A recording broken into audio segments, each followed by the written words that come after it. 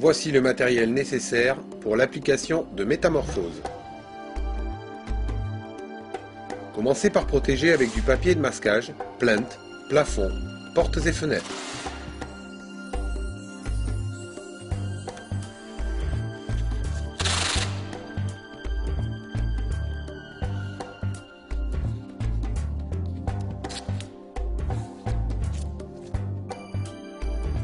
Avant d'appliquer la sous-couche métamorphose, il faut s'assurer que le mur soit bien imprimé.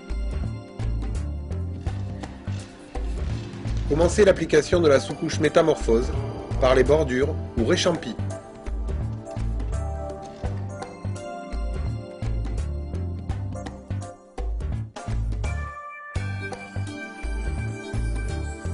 La sous-couche métamorphose s'applique au rouleau moyen 12 mm en couche régulière à raison de 100 g par mètre carré. Pour obtenir une finition parfaite, il faut bien tendre la sous-couche. La sous-couche métamorphose est une peinture acrylique et le nettoyage des outils se fait à l'eau.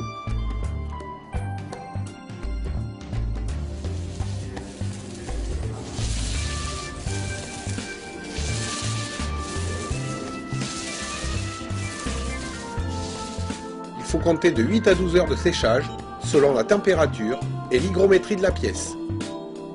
La finition métamorphose est prête à l'emploi, il ne faut ni l'agiter ni la mélanger. Commencez l'application par les bordures ou réchampis à l'aide d'un spalter.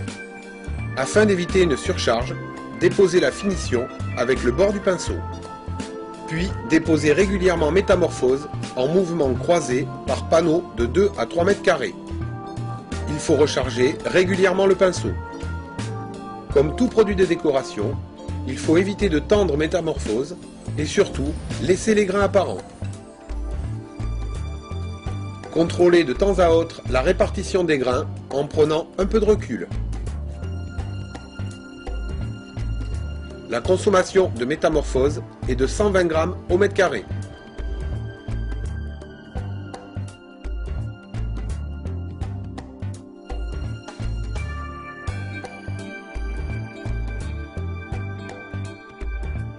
Métamorphose est un produit de décoration qui s'intègre à tout type d'intérieur. « 10 à 20 minutes après le début de l'application de la finition, munissez-vous de la spatule spéciale métamorphose pour écraser les grains.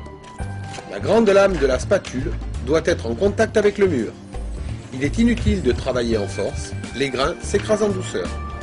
Malgré le passage de la spatule, les grains restent apparents.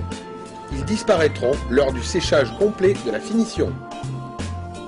Lorsque la première partie du mur est écrasée, renouvelez l'opération en réappliquant la finition au spalter.